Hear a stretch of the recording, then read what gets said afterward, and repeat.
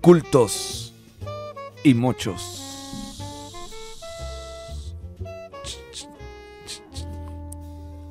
Al ritmo de este tema de Juan Alzate, Aye.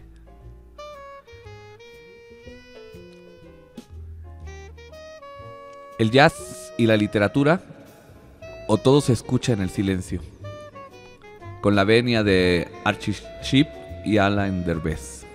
Se sabe que esta música, originada por el blues y la cultura negra, comparte con la literatura muchos de sus rasgos: el ritmo, el color, el sonido, el fraseo, los silencios, etc.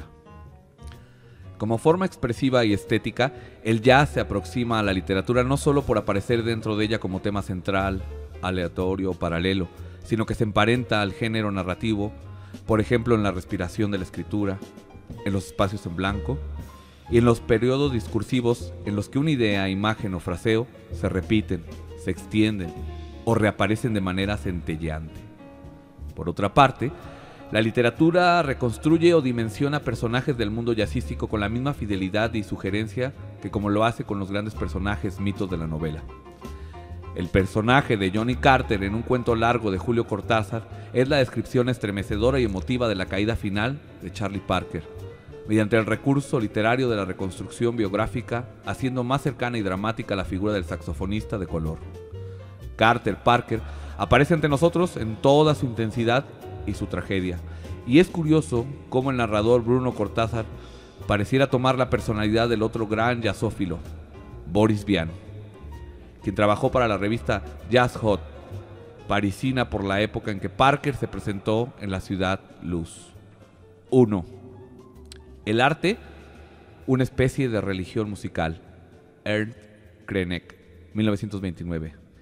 Esta definición del jazz que propone el compositor austriaco Ernst Krenek explicaría la pasión vocacional de quienes en México se dedican a crear o interpretar la música sincopada.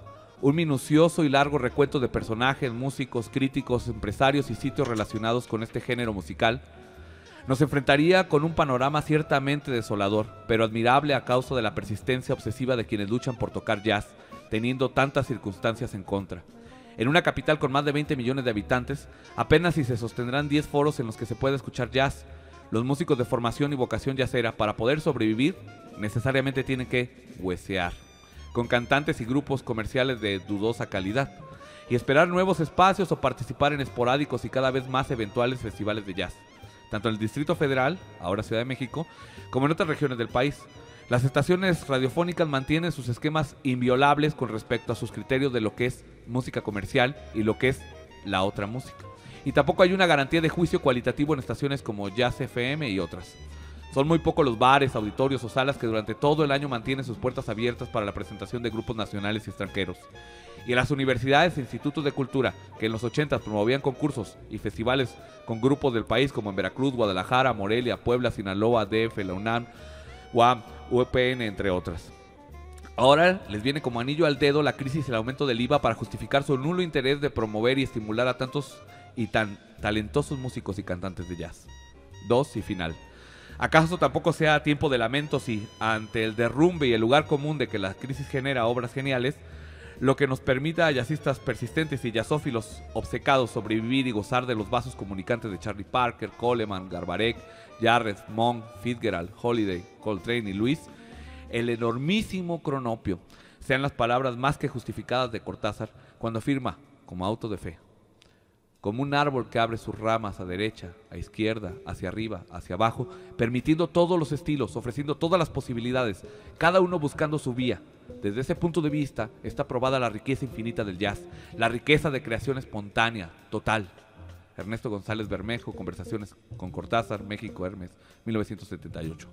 Y bajo estos idus de marzo, se debe festejar el esfuerzo de un joven saxofonista y su grupo que, con una propuesta inédita en Michoacán, después de un grupo zamorano dirigido por Arturo Chamorro, Parceiro, ha producido un disco compacto de jazz, creado e interpretado por músicos michoacanos, apoyados por el pianista venezolano Miguel Ángel Morillo. Ellos se unen así al trabajo iniciado por los jazzistas de la generación de la crisis, cuya lista sería interminable: Cristóbal López, Héctor Infanzón, Agustín Bernal, Rodrigo Castelán, Armando Montiel, Diego Maroto, Tony Cárdenas, los hermanos Toussaint, Olivia Revueltas, Iraída Noriega, Geraldine Quiluz. Los grupos Un recuerdo entre las sombras y De lo que venga, lo que salga, de Alain Derbez. Ojalá y el esfuerzo que ha llevado a cabo Juan Alzate, Fren Capiz y Pablo Pérez, quienes están tratando de sacar adelante su proyecto a pesar de lo exiguo del apoyo económico de la beca estatal que obtuvieron, y que la devaluación ha reducido al grado de imposibilitar la parte final de la producción, no caiga en la inercia ni en el engañoso juicio que menosprecia el jazz de calidad no editado por empresas europeas o norteamericanas. De Imago Mundo, este texto dedicado al jazz, y con el que abro y doy la bienvenida a nuestro invitado y también al coconductor. Saludo a artista peridiabético y emocional. ¿Cómo estás? A partir de hoy es un programa especial de Caliche, para que ya él se extienda totalmente en los 5 o 7 programas que tiene en el sistema y ya sea el locutor oficial de Yello para el pueblo. Era importante hacer esta introducción. Por muchos motivos, porque le trae coraje a la nota del Sol de Morelia, no le crea, porque la gente no lee y entonces ya se va a poner él a leer en los programas para que se pongan las pilas. No, era importante comentar este textito que luego, te digo, son varias razones. Una, bueno, estas semanas de homenaje, que en el programa pasado de Cultos y Mochos hablamos de Gaspar Aguilera, hicimos nuestro homenaje, ahí como se pudo, con lo que hay, como dice Julio Astillera, con lo que se tiene, con lo que hay, producciones con lo que hay, pero también porque, y saludo con esto a Juan Alzate, pues escribe sobre ti, Gaspar Aguilera. Eso es con respecto al primer disco que hicimos en el 95, con una beca del 94, que fue la primera beca que hubo en el estado. Cuando todavía había becas. Cuando había becas, exactamente. Cuando había becas. Y curiosamente ese proyecto era hacer el disco que finalmente pudimos hacer. Y como bien dice ahí Gaspar en ese texto, como hubo la devaluación, entonces la beca se redujo a nada, ¿no? Y tuvimos que buscar opciones para terminar el disco. Y curiosamente en esa época estaba de director del Instituto Michoacano Jerjes Aguirre. Y Avellaneda, ¿no? Avellaneda, sí, que pues un connotado líder campesino y demás, ¿no? De aquella época. Entonces resulta que él para que nosotros termináramos el proyecto nos prestó dinero en aquel momento, ¿no? 3,000 pesos creo era. Y para terminar el proyecto, pero que en aquel entonces 3,000 pesos era una friolera de dinero. Y resulta que en ese momento coincidió, entonces ya hicimos un convenio que yo tenía que ir, así como hablábamos hace rato, en pagos chiquitos. Para terminar el disco, sí. Pagar. Y entonces lo hicimos. Y afortunadamente coincide con el cambio de gobierno y el siguiente director del instituto fue Jaime Hernández, en efecto. Entonces con Jaime Hernández fue pues más buena onda, porque él me dice, oye, pues, ¿por qué te hacen un préstamo y que te obliguen a pagar? A lo mejor lo cambiamos el convenio, que mejor yo hiciera conciertos en diferentes lugares del estado a cambio de ese préstamo. Pues, entonces, lo más congruente, ¿no? Sí, claro. Entonces, y lo más acorde al espíritu del instituto, ¿no? Fíjate qué curioso que dices eso, ¿no? ¿Cuántas cosas pasan entre el Instituto Michoacano de Cultura y la Secretaría de Cultura, ¿no? Que te hacían un préstamo para que terminaras una beca. Sí, porque llegó una devaluación, ¿no? No, de verdad. Y luego, pues yo recuerdo, o sea, es una de las cosas que yo extraño tanto del instituto, es el rollo de que si se tardaban 15 días en pagarte era muchísimo, ya te estaban pidiendo 1000 disculpas, ¿no? Pues ese es el contexto. Había gente honrada. Ese es el contexto de este texto, que ¿sí? Bueno, por eso se refiere al Distrito Federal, no Ciudad de México. Sí, Esta es la primera edición de 2010, pero seguro este texto lo recuperó. Pues una recuperación de textos, ¿no? Que se editó bajo la idea de Imago Mundo, pero hicieron después un texto que se presentó en el Cactus. Bueno, y saludo también a Mónica Moré. ¿Cómo estás, Mónica? Muy bien, gracias. Estás, no te dejamos, ahora sí que el patriarcado no te deja hablar. No, para nada, estoy disfrutando. Tenemos aquí a Mónica, a Juan, pues para hablar en Cultos y Mochos del jazz. Vamos a hablar del jazz en general. pues sí, el jazz en Michoacán, que justo el texto de Gaspar nos abre un poco los ojos.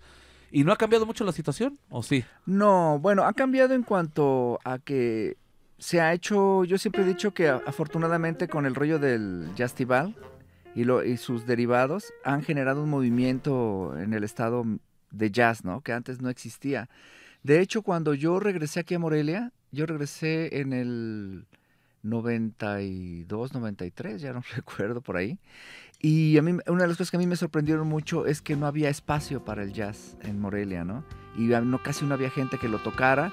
Entonces nos reunimos con Efraín Capicia en ese momento, incluso hicimos un dúo con instrumentos electrónicos, porque no había bajistas, no había pianistas, no había nada. Y empezamos a tocar así durante un buen rato hasta que poco a poco empezamos a incluir gente que es lo que aparece en lo que menciona Gaspar en ese texto. Tuve que importar un pianista porque no había el venezolano que curiosamente ese venezolano es con el que yo empecé a tocar en Caracas cuando me fui a vivir allá, y un super músico con una banda increíble, que él tenía un proyecto muy interesante de hacer la fusión del jazz con los ritmos afrovenezolanos, que son muy particulares, no se parecen al resto de los ritmos caribeños, ¿no? Y entonces, pues yo siempre tuve una muy buena relación con él estando en Venezuela, lo invito, e irónicamente su mamá era de Michoacán, ¿sí? No recuerdo qué pueblo, pero cuando yo conozco a la señora en Caracas, así sorprendida de que otro michoacano estuviera por allá perdido. No. Los caminos del jazz son inextricables. Totalmente. Y entonces con él hicimos este disco que a mi gusto, yo estoy muy contento con ese resultado. Ahora sí que, como ustedes dicen, se hizo con lo que se tenía. Porque, por ejemplo, Pablo Pérez, que es un extraordinario guitarrista, pues ahí agarra el bajo porque no había bajistas. ¿Sí me explico? Entonces, y lo hace muy bien y toca... Me recuerda a uno de tus amigos, bueno, amigos, también alumnos, ¿no? Ahora ya, lo que hizo Flavio, ¿no? Anda. En un momento, ahora ya hay, ¿no? Ahí está Charlie, ahí, bueno... Sí, ya. Ahorita hablamos de eso, de las nuevas generaciones que ustedes pues, pusieron... Ahora que sí, se está cosechando esas semillas que plantaron, ¿no? Que sembraron hace años. Uh-huh. Y el panorama del jazz en cuanto a producción y hacerse ya es diferente. En cuanto a apoyos, creo que eso sí no ha cambiado mucho. No ha cambiado nada. De verdad, no. Eso sí, cada vez está más... Pues te tuviste ya aumentaron el interés del préstamo para sacar los proyectos. Todavía lo sigo pagando. Para sacar los proyectos culturales. Lo voy a mencionar porque bueno, este es un programa así, ¿no? Cultimocho es un programa así como. Así. Te le tuviste que parar al gobernador en la Casa Michoacán, por ahí le saliste al encuentro, y, oiga, no se olvide de nosotros, claro, para que se produjera el festival, el Jazztival de este año. Así es. Y digo, ante situaciones extremas, medidas extremas, ¿no? Sí, no, y directo a la cabeza. Sí. Porque no hay de otra, ¿no? Sí, cada vez que me encuentro al gobernador, tampoco quiero ser así tan fastidioso de que, ay, viene otra vez, ¿qué me va a pedir? No, pero sí, él ha estado, hasta eso que ha agarrado la onda en ese sentido, y ahorita tenemos el compromiso de presentar como las cuentas claras del último festival que hicimos, y pues en eso estamos, ¿no? Y ahí se encarga de las cuentas claras, Mónica. Sí, estás claro, ahí administrando, sí, como ¿no? a medias. Porque aquí Juan les paga, entonces yo tengo que andar correteando a todos para que me den los recibos firmados a las facturas, que ese es el tema ahorita. Me faltan algunos recibos para ya poder entregar la comprobación. Pero justo me decías eso, ¿no? Es una labor tremenda. Platícanos de esa onda. Fíjense que yo siempre he pensado que los artistas en general, y bueno, en este caso los músicos, como en el caso de las universidades, tendrían que tener como un buen... no como una embarradita de procuración de fondos y gestión cultural, sino más bien como que dentro de sus carreras fuera parte fundamental, porque con tantos desapoyos que se han dado, pues cada día se requiere que ellos sean más profesionales, desde la presentación de las carpetas, los proyectos, las comprobaciones. Y bueno, eso es algo que hemos platicado con muchas universidades, que varias de ellas sí tienen incluidas esas materias, pero es como una embarrada de... Y ahora lo que hemos estado motivando a los chicos es que se vayan al extranjero a seguir haciendo maestrías y especialidades y demás, que se vayan a conocer el mundo y luego regresen, vamos, no es que no los queramos tener acá, son grandes músicos, los va a extrañar Juan, Charlie es uno de ellos, ¿no? Se va a dar de topes cuando se vaya al extranjero, pero ellos tienen que crecer, tienen todo, son un potencial y podrían estar tocando con los mejores. De hecho, varias universidades ahorita tienen becas completas, como la de la Universidad de Nuevo México. De Nuevo México es la que nos está ofreciendo para los chavos que ya se han graduado la oportunidad de ir a hacer sus maestrías, pero además es la única universidad de Estados Unidos que les da beca. Que les da beca. O sea que de automático ya son $1,000 para que estén estudiando allá. ¿Dónde? Más una En Nuevo segunda México. En Nuevo ¿Dónde? México. Es experimental, se puede. No, No. sí. No. Es que qué chido, ¿no? Que hay instituciones Sí. que... Pues pero que no son de... O sea, no, yo no quiero verme chauvinista ni nada. Ojalá que las autoridades con esto, las autoridades locales, pues volteen un poco y se sensibilicen más, porque esta es parte de la fuga de cerebros, acá que habría una Sí. fuga de corazones. Pero fíjate que el problema que tenemos en Morelia, en ese sentido, es, por ejemplo, en el 2014, cuando yo todavía trabajaba en el conservatorio, se hizo la licenciatura de jazz y ¿Qué música pasó popular. con eso? Bueno, pues como requiere inversión y el conservatorio está en el tono de mejor que lo que caiga es para mí y no para procurar a la escuela, entonces obviamente nunca se abrió, ¿no? Entonces, pero ya está aprobada, ya está ahí. En Bellas Artes, en la Universidad Michoacana, pues, pondera más la grilla, quién va a ser el director y quién va a ser el tal, que procurar la cuestión de la carrera. Una de las cosas que a mí me sigue haciendo así como ruido en el caso de Bellas Artes, ¿no? Son esos 4 años de propedéutico que no sirven para nada. Yo no entiendo cómo las autoridades todavía lo permiten, ¿no? Y sobre todo la sociedad y los estudiantes mismos. Sí. Y entonces eso es una pérdida de tiempo, una pérdida de recursos que bien pudieran, no para el jazz, obvio, ¿no? Pero sí para otras carreras importantes o el reforzamiento del equipo, de lo que sea, que ayude a esa escuela a salir adelante, ¿no? Claro. Entonces, por ejemplo, en la época en que yo estuve también en Bellas Artes, con el doctor Herbert Vázquez, empezamos a trabajar un plan de estudios para el área de instrumentos de aliento. Entonces concluimos de que cada semestre, un semestre sí y un semestre no, hubiese como la materia de Big Band, donde obligábamos a los estudiantes de aliento a que conocieran por lo menos lo que implica trabajar en esto y lo que implica una embarradita de lo que es el jazz, no con el fin del jazz en sí mismo, sino que el jazz se ha convertido como en una herramienta muy necesaria ya para los músicos para enfrentarse a las realidades del mercado musical. Claro. Porque tú como trompetista pues no es nada más a tocar el concierto de Leopold Mozart o el de Hummel en las sinfónicas, que para colmo nunca te ponen a tocarlo, ¿no? O estas cosas, sino pues tienes que enfrentarte al mariachi, a la cumbia y todo esto, ¿no? En Órale. otro programa te escuché, en un programa aquí también de Hermano del Sistema, que dijiste algo bien interesante, incluso yo te mandaba un mensaje en ese momento, de cómo en universidades en Estados Unidos, las que se dedican al jazz, antes que el jazz, pasan por todas las músicas, ¿no? Claro. Pasan por el rock, por el reggae, pasan por el ska, por el pop, por el mariachi, y justo estos elementos, digamos que son el crisol para Así que es. el jazz, el lenguaje, ahora sí que ya cuando se crea un lenguaje jazzístico propio, que ha sido el trabajo de los músicos, de todos los que tú me digas, primero se crearon en otras músicas y luego llegaron, digamos, el jazz es la graduación, pues, ¿no? Por decirlo así, Por claro. decirlo, ¿no? Sí, y no sí, que sí. porque sea más adelantado y nada, sino No, que no, es no, otra no. forma, pero si tú tienes, y eso me quedó muy claro a mí, yo lo había pensado, pero tú tienes esa experiencia, ¿no? Tú lo articulaste muy bien en este programa, y sí, se me quedó resonando aquí, me acuerdo siempre eso, claro, hay que conocer las otras músicas, todo lo más que se pueda, ¿no? Ahora sí que de la world music, pues de Ajá. todo lo que se pueda para poder tener unos elementos y desarrollar ya cada uno su discurso jazzístico, ¿no? Así Sí, es. es que ese bagaje es el que le daría los elementos a los nuevos jazzistas para poder tener propuestas propias, ¿no? Sí. Con mayor Y calidad. sus voces. Y sus voces Sí. personalizadas ya. Muy, muy parecido a lo que dice la comparación esta que hace la literatura, Gaspar Aguilera, que además él, pues bueno, viene de esta tradición, además gran lector de Cortázar y de la generación Beat. Ellos tenían esta idea también, alimentarse de todas las literaturas para después generar una literatura propia. Y así es, pues, ¿no? O sea, exactamente. no hay sí hay gente muy talentosa, pero sin dedicación y sin trabajo, pues el talento se queda ahí, ¿no? De los artistas emergentes que nunca emergieron. Entonces se requiere, pues, trabajar duro, ¿no? Trabajar muy duro. Y trabajar duro quiere decir, pues, conocer. Exacto. Y además, fíjate que hay otro detalle también interesante. La situación académica en general, no en particular, sino en general, es de que todavía tenemos pues una gran presencia y gran influencia de la música eurocentrista. Entonces, de antemano se pone que Mozart, Beethoven son mejores que tu son navajeño o tu reggae o tu blues, ¿no? Entonces, eso ya tiene que ir cambiando, sobre todo en un lugar como este. A nivel mundial ya está cambiando.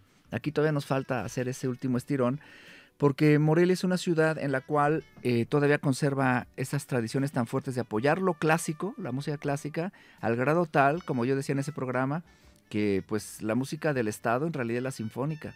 O sea, la música sinfónica es a la que se le da un presupuesto y se le otorga tal y tal, pero no a ninguna otra. Entonces, y luego por el otro lado está la música tradicional, que pues rescatar por enésima vez la música purépecha ya, ¿no? Entonces hay cosas en medio de estos dos grandes polos que tendrían que ser tomados en cuenta y apoyados. Por eso, repito, cuando la primera conferencia de prensa que hicimos del Jazztival, era lo que yo decía, por primera vez hay un punto medio, o sea, se está apoyando algo que no tiene que ver con las otras dos. Y entonces yo espero que a partir de aquí vengan por detrás apoyos a otros géneros, ¿no? En un tiempo lo hicieron con el rock, que después el secretario Marco Antonio lo quitó por considerarlo nocivo a la juventud, ¿no? Y otra serie de cosas que de verdad son lamentables, y lo peor es que no pasó nada, ¿sí me explico? Sí. Pero además, Juan, bueno, ¿cómo no lo quitaron? No, claro, lo quitaron, pero no pasó nada de que nadie protestó, nadie lo reclamó, nadie nada, ¿no? Pero fíjate qué interesante, ¿no? Porque de repente, o sea, todos estos eventos, actividades culturales, conciertos, disciplinas, siempre se ven excluidos yo creo que por una Secretaría de Cultura ya rebasada. O sea, no puede ser posible que un día, que un año haya un concierto, empieces a incentivar a la gente y eso, y de repente al año que no, pues ya no hay, es que no hay dinero, o es que es nocivo para la salud. No, es que, o sea, ¿en qué momento realmente se sientan a valorar, a procesar qué es lo que se tiene, qué riqueza? Hay que darle también equilibrio a las manifestaciones artísticas, o sea, porque siempre es con los mismos de siempre el 85% del presupuesto, ¿no? O de los apoyos, y los otros 15%, ¿qué? ¿Dónde? ¿Para cuántos? ¿O pues, cómo, no? También hay varias cosas. Fíjate que en mi experiencia he sido jurado, por ejemplo, de proyectos tanto estatales como a nivel nacional, ¿no? Y ahí sí podría diferir un poquito con lo de los mismos. Porque por fuera pareciera que son los mismos, pero cuando tú revisas los proyectos, esos mismos son los que mejor los presentan, los que mejor... no te voy a decir que todos, claro, eso me queda claro. Porque hay otros de los mismos que ya es por y ahí viene lo que les comentaba hace un rato, que es fundamental que se preparen, ¿no? Porque si tú tienes los elementos para presentar un buen proyecto, tienes 10% más de posibilidades, no lo dicta, ¿no? Como dicen, también hay preferencias y demás, pero eso te daría más elementos para poder seguir desarrollando. Sí, tenemos que generar toda una cultura, que es lo que ustedes dijeron al principio, toda una cultura de elaboración de proyectos, de gestión, de administración de recursos, porque si no, si pasa eso, pues, o sea, no voy a mencionar nombres, pero aquí hay artistas, o acabo de ver a alguien de cuyo nombre no quiero acordar, que por enésima vez ganó otro apoyo, ¿no? Y yo veo sus proyectos. De hecho, ya tuvimos en ¿cómo se llamaba el grupo en el que estábamos? En el grupo de los 11. Ándale, casi de los 11, perfecto. En este grupo de los 11 justo pareciera que era como el grupo de los... Pues sí, o sea, de los pocos de los que estábamos ahí, no pugnábamos por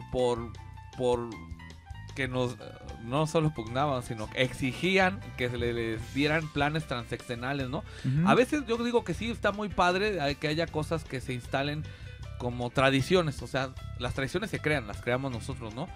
Pero había festivales, realmente yo creo que hay festivales, es todo un tema, pero que no merecen, la verdad, estos apoyos, ¿no? Pero ¿qué pasa? Ellos saben hacer los proyectos, ellos los presentan a tiempo, ellos están al tanto del Profes, y no solo en un año les dan el Profes, les dan las becas de todo tipo, ¿no? De los FONCAS, eternos ganadores, nomás cambian el nombre del representante, le están dando el varo. ¿Y qué pasa? Ahí tiene que ver, no es culpa de ellos, es culpa de la demás banda que siempre se está quejando, o sea, uno no puede vivir acá, es que siempre les dan, no, pues cabrón, ponte a hacer el proyecto, ¿no? O sea, seguro te lo van a dar si te pones al tiro, ¿no? Fíjate que esto me recuerda, hace unos días me he enterado que ya pasaron la lista de los que no cumplieron con los de este apoyo que dieron, apoyarte durante la pandemia. Son como 200 nombres. Entonces yo decía, órale, tantos y no cumplieron. Y yo estoy casi seguro que muchos de los que están ahí son de los que siempre dicen, siempre les dan a los mismos, nunca nos dan apoyo, tal. Ok, qué buena onda que sí, ahora sí te lo dieron. ¿Y por qué no cumpliste? Sí, a lo mejor no es mucho el dinero. Que también, por otro lado, yo me pongo a pensar, bueno, eso fue un apoyo federal que decidió en su momento el secretario de manera personal a quién sí y a quién no. Sí, y fue todo un rollo, porque ahí, por ejemplo, yo recibí ese apoyo y lo recibimos varios. A mí fue, creo que Sergio Camacho que me insistió, no, que te lo den y no sé qué, digo, la verdad no me importaba, pero al final dieron 4,000, 5,000 pesos, ¿no? Pasó de ahí algo así. Ok. Y entonces se hizo todo un proceso administrativo para entregar. Yo entregué un libro, cuentos los que me pidieron, ya entregué el libro. Y dijeron que iban a subir los materiales. Y ahora me doy cuenta, fui al banco y me doy cuenta que estoy en el buró de crédito, cabrón. Porque a pesar de que uno entregó y todo, y eso no tiene que ver con los artistas en específico, es otro tema, pero tiene que ver con Silvano Aureoles y con la gente que administró ahí, que hicieron chanchuy, dieron menos varo del que tenían que dar y ellos lo usufructaron. Sí, hay todo un rollo. Es un tema, pero tiene razón, es cierto. A veces también pasa eso, se les dan los apoyos y no se hace buen uso. Pero mira, yo creo que está chido. Sí, como dice Juan, o sea, sí fue decisión a criterio personal del secretario en turno. Creo que sé quién es. Y además te lo decían, esto lo decide el secretario, ¿no? O sea, no era nada oculto, pues.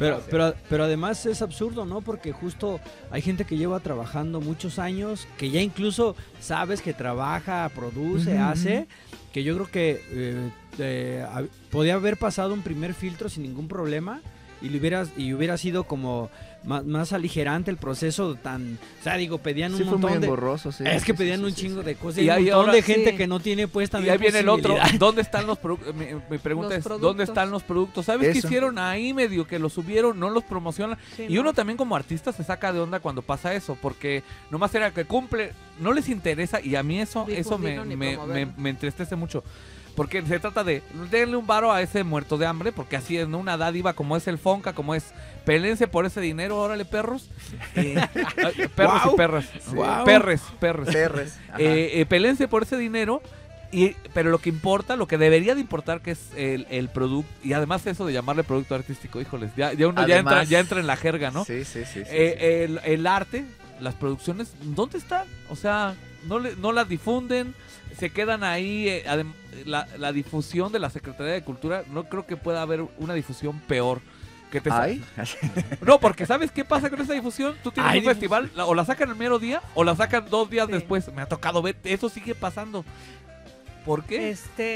Voy a retomar un poquito el tema de los apoyos. Yo en esta ocasión, sí, aunque fue de dedo, vi nombres que dije, bueno, qué buena onda que se los dieron, ¿no? Sí, efectivamente fue súper engorroso y me ponía a pensar, por ejemplo, alguien que está no en Morelia, o sea, que estás en el campo, ¿cómo chingados vas a hacer todo lo que te están pidiendo, no? Y con el porque coincidió que nosotros estábamos en Tlalpujahua en ese periodo. ¿Cómo? Así, no tiene Entonces señal. como tú dijiste, deja fuera a más de la mitad. Sí. Y eso que ustedes se enteran, ¿eh? O sea, sí, y eso sí, que ustedes se enteran. Sí. Pero yo me pongo a pensar, me imagino, ¿no? O sea, es una elucubración mía. Te dan el gobierno federal, supuestamente, creo yo, da el apoyo a un estado en función de cuántos artistas más o menos hay, la extensión territorial, población, etcétera, ¿no? Para como más o menos equilibrar el producto, ¿no? O el apoyo. Pero yo me pongo a pensar, en ese mismo periodo del Apoyarte de Querétaro, eso fue bien interesante. Ellos lanzan su convocatoria para los artistas. A los artistas emergentes el apoyo fue como de 5,000 pesos a 8,000. Eran como 10, creo. Por ahí, bueno, eran como cerca de 10. Luego, los artistas ya con cierta trayectoria de más de 5 años o algo así, les dieron apoyo como de 17,000 pesos. Ahí está. Y a los artistas ya veteranos eran apoyos de 50 a 70 mil pesos. Nada que comparar. Entonces yo digo, No carajo, manches. Querétaro es un estado muchísimo más pequeño, con una Pero población... otra forma. Exacto, Otra forma. Sí. eso es lo que voy. Entonces tú ahí solo te enteras las diferencias y acá dices 6,000 o los 4,000 para 1,000. Para todo. Oye, y además No, otra no, cosa bien importante que había que mencionar comparando con Querétaro es que los productos culturales, llamémosle como tú dices, sí, eran difundidos, ¿no? O sea, Claro. le sacan o sea, hacen raja de eso porque están difunde, se van a un festival, se van a otro, son productos que ya tienen, que no les cuestan, entonces les dan mucha difusión y eso creo que es muy bueno para el artista y para la secretaría. Sí, es todo un tema. Le acabo de pasar a Gordillo, no sé si le puedas mandar aquí a Aristides un temita. Vamos a hacer una pausa musical. Estamos con Mónica Moré, con Juan Alzate, con Raúl Calderón Gordillo, alias artista peridiabético y emocional, hablando de como aquel programa, ese programa que aún permanece, de Roberto Aimes, el panorama del jazz. El panorama del jazz. Panorama del jazz en Michoacán. Ajá. En esta plática que pues estamos hablando de chile, mole, pozole, pero todo en relación con el jazz, porque ojalá que sirva este programa, que se quede de estos podcasts. Ya saben, y lo repetimos, lo hacemos para la gente de ¿qué? ¿Qué tipo de gente, Gordillo? De a pie. La gente del futuro, güey. Ah, perdón. Es la Pero gente- también a pie, güey. No, la gente de a La pie. gente de a pie y de Que a pie va llegando al futuro. La gente, los no aspiracionistas, ¿sí? Ándale. Vamos a escuchar este temita. Son unos minutitos. Este tema que vamos a escuchar, además también es un homenaje para nuestro amigo Jesús Leiva, alias El Grande, que ya falleció. Lo asesinaron ahí en Ciudad Juárez, en la entrada de un bar. Y antes de él vivió aquí en Morelia, gran percusionista. Y tocamos con Juan era un evento ahí en el Tecnológico de Morelia, con un grupo que teníamos nosotros que se llamaba los Conate Boys. Hacemos percusión, fusión.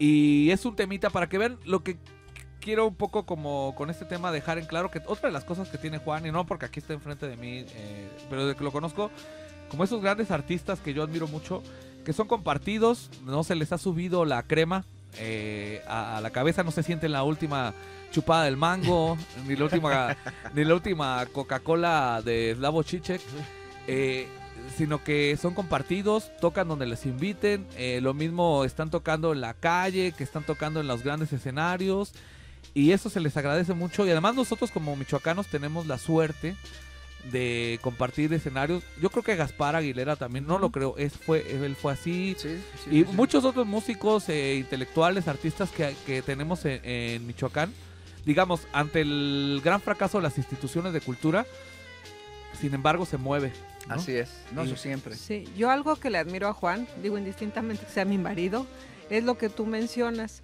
De hecho, yo hasta a veces le diría, oye, apuéstale menos a difundir a los otros, ¿no? Justo acaba de llegar un chico español, un pianista, y ya Juan le dio espacio en la radio, lo acompañó al jam, o sea, Juan les abre camino a muchos. Qué Es lo chido. mismo que hace con las nuevas generaciones que llevamos, no sé, yo creo que vamos como en la quinta, ¿no? Comentábamos con Héctor Peña, que él es el que lleva como el registro de todo lo que sucede en el jazz en Michoacán. Y yo lo veo de veras bien activo y a veces hasta le digo, oye, pero ¿y qué onda con tu proyecto? Estamos apoyando a los de otros, ¿y qué onda con el tuyo? Pero bueno, eso es una cosa muy chida, porque darse a los demás habla muy bien de uno, y es darse a uno Sí. mismo. Es decir, yo que estudié filos, pues tengo esto muy presente, pero uno no es sin los otros, ¿no? Sí, así Exacto. En este sentido de la alteridad, imagínate la música hecha solo para uno mismo. Claro, esta idea de la música total, por ejemplo, aquel personaje de Thomas Mann en Doctor Faustus, ¿no? Ujú. Una romera que le recomiendo mucho, que lo que pretendía era la obra de música total, ¿no? Sí, sí, sí. Y no importa tanto el auditorio, el escucha. Yo creo que el jazz no se construye así, ¿no? Claro, no, y además algo que me queda muy claro, como tú lo mencionas, es que Juan Alzate, o sea, uno piensa en jazz y luego te viene a la cabeza Juan Alzate, y eso se ha logrado a lo generoso que es, porque si Juan hubiera dicho al principio, no voy a ir porque no gano, o no voy a tal porque va a presentar, no, o sea, realmente Juan Alzate es por su generosidad. Y por eso es porque ha crecido el jazz, porque se ha generado y por eso es que ha alcanzado el renombre que tiene. Digo, el otro día hablábamos con Allen y con mala cara, y ellos me decían que era, si no el mejor jazz saxofonista o jazzista de México, de los primeros 3 o 4, ¿no? Sin duda, eso lo tenemos claro, y además nos llena de orgullo y felicidad tenerlo aquí en Cultos y Mucho. Vamos a escuchar este temita, son unos minutos. Está muy padre, sí.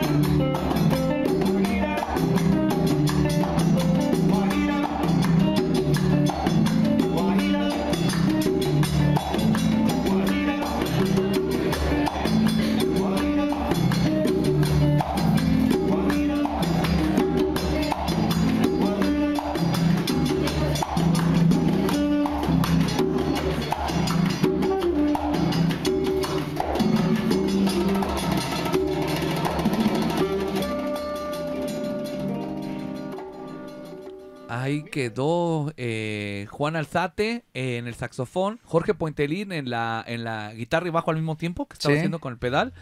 En paz descanse, Chucho Leiva, alias El Grande, hasta donde estés, carnal. Y en la voz y el bongo, el Hormiga, Carlos Medina, alias My Soul, alias Guillermo Yerto, alias Tururú. Y bueno, yo, su sexo servidor en la conga. Vientos. Perdóname, Roberto Vizcaíno. Papá e hijo. Ándale, ajá. Roberto Vizcaíno, por ejemplo, Ajá. también un compañero de viaje tuyo, ¿no? ¿Te tocaron? Sí, un buen rato. Hemos tocado bastante y últimamente no lo hemos hecho tanto, pero seguimos estando mucho en contacto y haciendo cosas.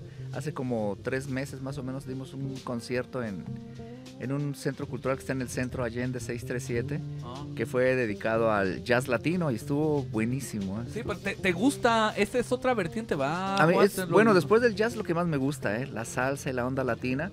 Y una de las cosas que disfruté tanto y extraño mucho de Venezuela es eso. Anduviste por allá tocando Ajá. justamente en una orquesta, ¿no? Pues con varias, o sea, sí, de hecho, una de las cosas que a mí, bueno, yo aprendí, para mí allá fue como la universidad, de verdad. Entonces, para mí haber tocado con la orquesta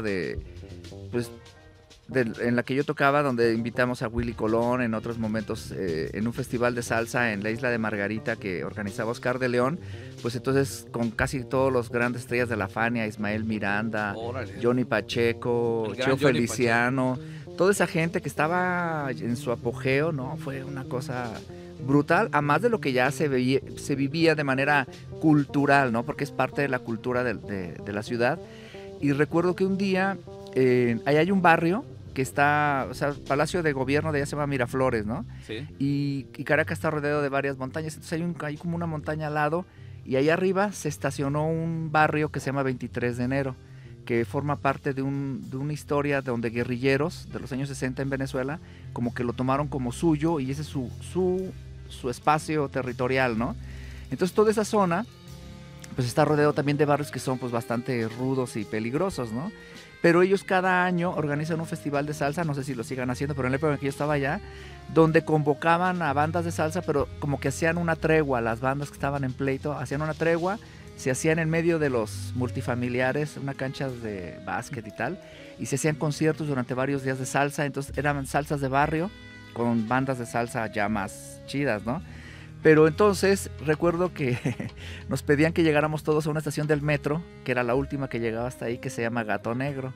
Y entonces ahí pasaban por nosotros y cuidado no te fueras por la calle porque no ibas a llegar, o no llegabas o quién sabe cómo llegaras, ¿no? Sin pantalones. Ajá, entonces resulta que un día, pues ya llegamos al lugar, van por nosotros, llegamos al lugar, etcétera.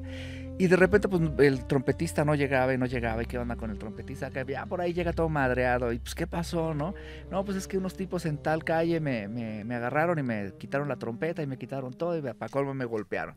Entonces el líder del asunto dice, a ver, dime cómo son. No, pues así, asá.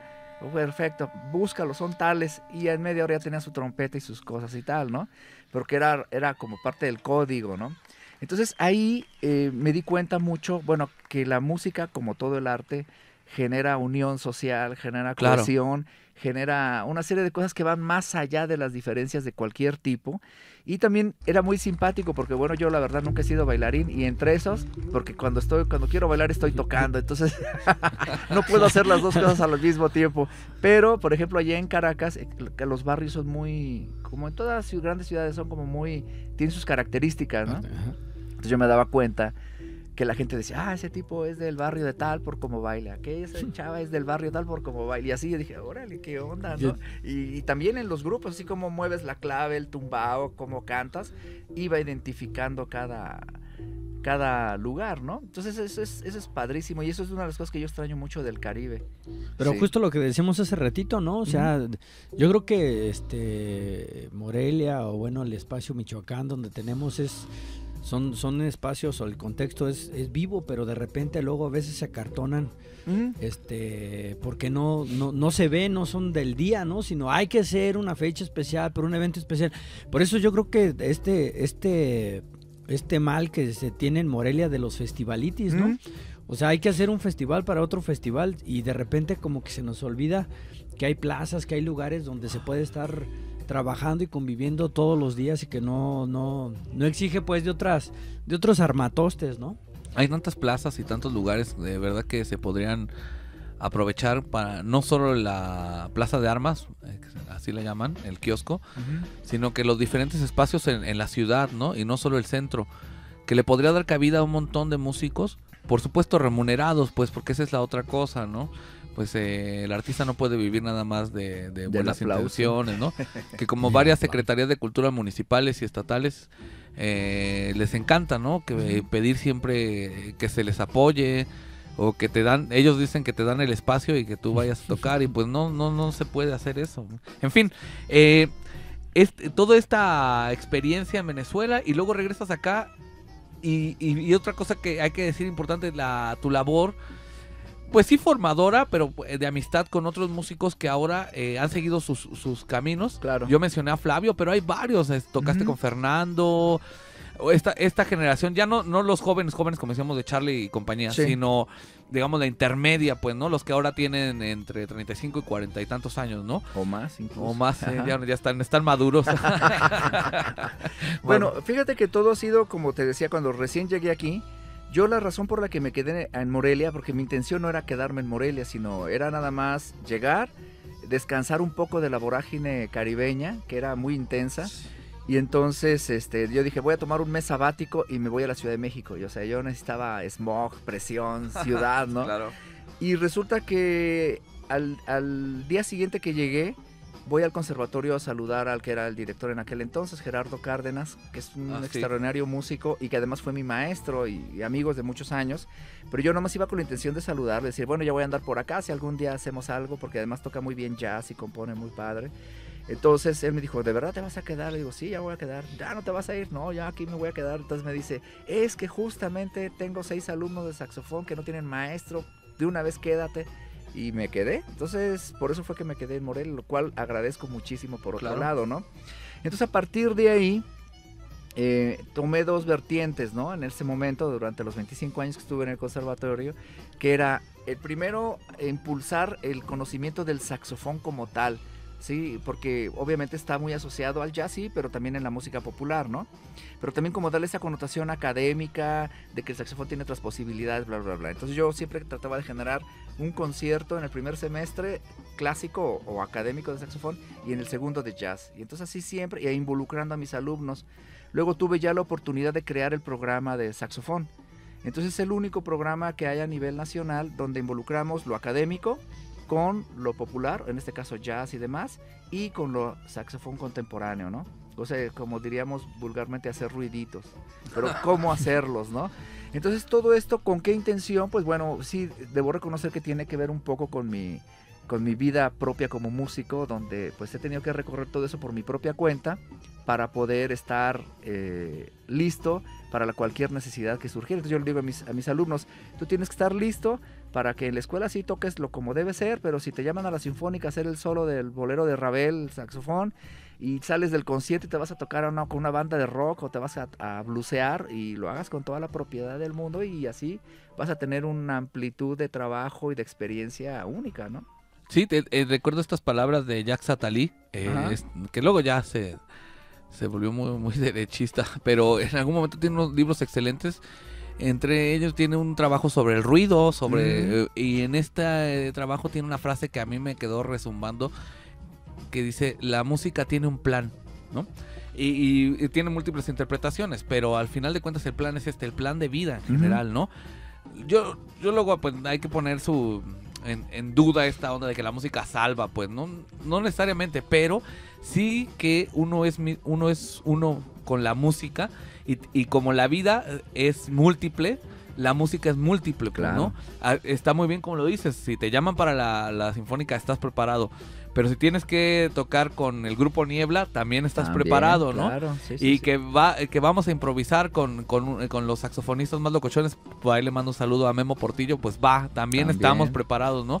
Y que la salsa también, y la cumbia, y todo, ¿no? Y eso hace a un músico completo, ¿no? Los músicos que son más completos hacen eso, no tienen ningún problema con tocar todas las músicas, y todas las tocan bien. Sí, ¿no? Sí. Bueno, pues Memo es un ejemplo de ello, ¿no? Sí. Un músico académico muy chido y también se debraya y gacho. Demás, ¿no? Entonces, no, pero lo que voy es que es parte, pues, de ese proceso, ¿no? Sí. Es así como los extremos y que al final se tocan. Entonces sí, eso es genial y eso es lo padre de todo esto. Ahorita en Querétaro, en la universidad, estoy dando la clase de improvisación. Entonces, la primera clase es decir a los chavos, lo primero que tenemos que quitarnos es el miedo. ¿sí? El miedo a exponerse, el miedo a debrayarse si tú quieres, y segundo, el miedo a regarla. Entonces, porque todo el mundo, ay, que no te voy a tocar, no, sí, es una preocupación, ¿no? No, a liberarnos. Y poco a poco eso también abre mentalmente las posibilidades para muchas cosas, y eso es lo enriquecedor, porque pues no es la verdad absoluta, ¿no? Sino es simplemente tú vas a encontrar lo que tengas que encontrar y vámonos, y sobre eso, es que ¿no? como que siempre se ha manejado como si lo que tienes que encontrar está afuera, ¿no? Pero Claro. realmente es como encontrarte tus límites, pero obviamente expandiéndote, experimentándolos, haciendo, o sea, improvisándolos, porque si no, pues ¿cómo vas a saber hasta dónde eres capaz de llegar, no? Ya el mismo Cronopio, el gran Cronopio Charlie Parker lo decía, si no lo vives, no lo tocas. Entonces, ahí hay mucha circunstancia muy padre. Y entonces también eso nos ayuda muchísimo a expandir, por ejemplo, esto de los chavos que están tocando jazz ahora aquí, o que son de aquí, que han tenido que irse a Veracruz a estudiar jazz. O sea, imagínate, cuando aquí pudo o podría estar la posibilidad de estudiar jazz, porque era la intención, generar un centro aquí jazzístico importante, pero que nunca se logró. Y nosotros, por ejemplo, en el 96, 98, hicimos los primeros talleres de jazz a nivel nacional aquí en México. Fuimos de los pioneros en ese sentido, como darle una educación jazzística más académica en las instituciones. Y en ese momento fue Luis Jaime Cortés quien nos dio el apoyo institucional para utilizar el conservatorio como sede, ¿no? Pero esa beca yo la tuve con la Fundación Rockefeller y lo que era la Fundación Cultural México-Estados Unidos. Y resulta que en la primera, yo acababa de ir a Estados Unidos a una escuela, al Berklee College, y de ahí traje maestros para el primer taller. En el segundo ya me traje a grandes jazzistas, entre ellos Antonio Sánchez, el baterista. Claro. Entonces, Que en aquel momento ya era alguien, pero no era lo que es ahora. después de Birman, ¿no? Exactamente, y de Pat Metheny. De Pat Metheny. En aquel entonces él tocaba con Paquito de Rivera y Danilo Pérez. Entonces yo lo conocí en Berklee, todavía estudiante, y pues buena onda como tal, ¿no? Entonces lo traigo acá y da unas clases increíbles que nosotros yo lo veía y decía, no, este cuate no dudo que pronto sea el más grande a nivel mundial, y bueno, lo ha hecho, ¿no? Pero bueno, estuvieron Antonio, Mark Levine, Bruce Forman, tal, y a mí una de las cosas que me gustó muchísimo fue que este taller atrajo a los grandes jazzistas mexicanos. Entonces aquí veías a gente de primerísimo nivel a nivel nacional tomando clases con estos monstruos, y me acuerdo que costó 250 pesos la inscripción, que utilizamos, se juntaron como 20 y tantos mil pesos, y trajimos, con eso compramos todos los libros y todos los materiales de jazz que hay en el conservatorio, porque se te pretendía, obviamente, abrir la licenciatura y que yo hubiese en los materiales de trabajo. Sí, claro, ahí, ¿no? la bibliografía, ¿no? Y ahí está, entonces para el que lo quiera adquirir, no sé si lo permitan las autoridades actuales, pero ahí están. El bibliotecario del concert es súper chido, se me va el nombre ahora, pero... ¿El maestro Tapia? El don que está en la Ah. biblioteca, tiene, no me acuerdo, él es muy amable, yo he ido, me ha hecho paro porque he buscado unos materiales ahí que por la librería me han pedido, por ejemplo, un compositor de la época de Miguel Bernal Jiménez, él me apoyó, incluso me regaló un libro, es una persona muy chida de ahí del concert, a diferencia de los... De más arriba. De la mesa directiva, ¿no? Me está diciendo Gordillo que llevamos 45 minutos, pero no importa, ¿no? No importa. ¿Sí? 50. 50. Dice Ándale. Bueno, ya casi cerrando, yo le pasaba un tema, pero bueno, no sé si ya no nos va a dar tiempo No. para... Vamos a escuchar Es un tu temita programa. más. Es mi programa. Vamos a escuchar un temita más y regresamos a despedirnos. Estamos con Mónica Moré, con Juan Alzate y con Raúl Calderón Gordillo, alias artista peripatético y emocional. Este tema, ¿ya se lo pasaste? No, déjaselo. Este tema se llama Tlalpujahua.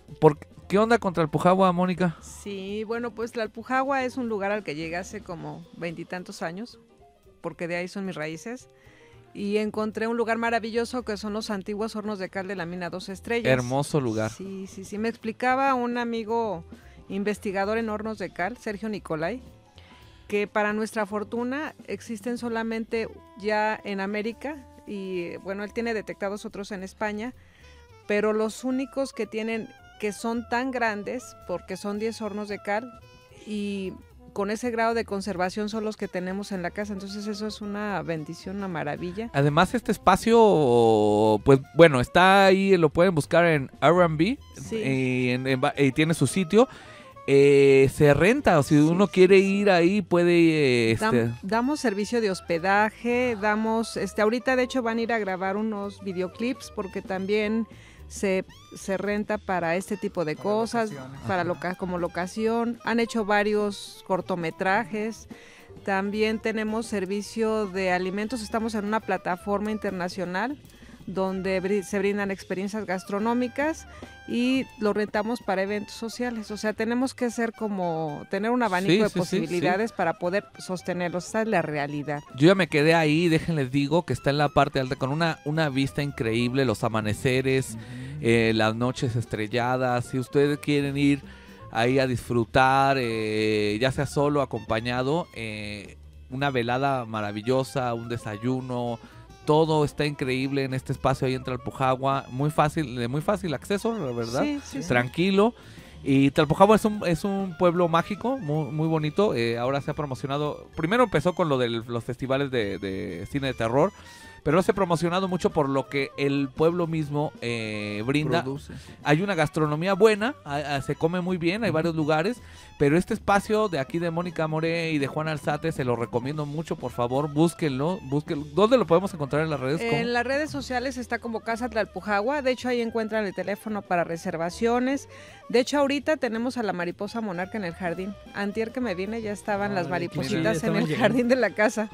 Las tenemos ahí hospedadas en noviembre, como del 1 al 15, o a veces se retrasan un poquito como en este año, y las tenemos en febrero como del 15 al 20, ¿verdad? Más o menos. No, Más o pues menos. por favor, háganse el idem, el favor, y quédense una noche o dos o una semana, no se van a arrepentir de este espacio tan chingón. Además, ahí se grabó Ayer y otras cosas, ¿no? Sí, todo el disco, en realidad todo el disco de Ayer se grabó ahí, porque originalmente era un video de un concierto completo que en esa época pues eran nada más presentaciones digitales en los festivales.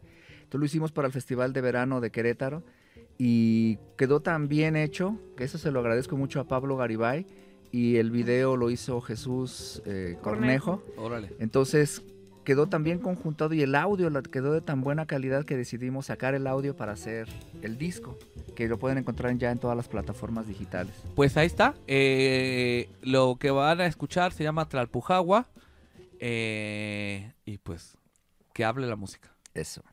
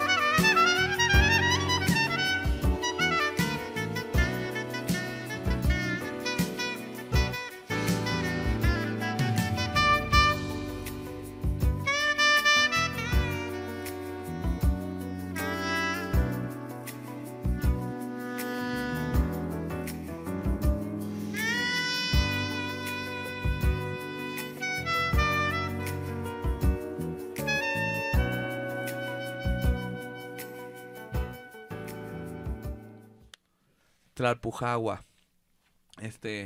Tema de Juan Alzate. Lo pueden encontrar ahí en YouTube, en redes sociales. Busquen la música de Juan. ¿Tienes tu canal ahí en YouTube? Es así, búsquenlo como Juan Alzate. Juan Alzate. Y o si no, ya más personal es Jazz, así J-A-Z-Z-A-L-Z. Ahí está. Sí. Búsquenlo en las redes sociales.